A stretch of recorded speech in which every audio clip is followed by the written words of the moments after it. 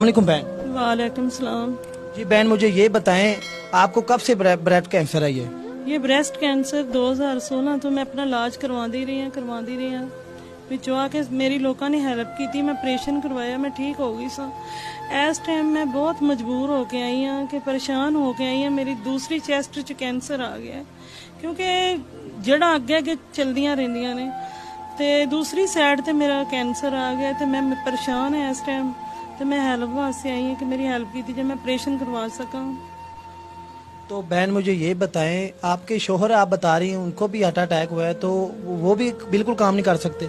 नहीं, 2 heart attack आए हैं। डॉक्टरों ने मना कर दिया है कि ये काम करेंगे तो ये इनका खतरा है। हाँ जी, जान को खतरा है। जान को खतरा है। तो बहन, इतने मुश्किल हालात में आप कैसे अपने वसाइल चला रही हैं? बस भाई बहुत ज्यादा मुश्किल ते परेशान है इस टाइम। साढ़े को इन्नी गुंजाइश नहीं कि बच्चे शाम खाना खा के सो सकन।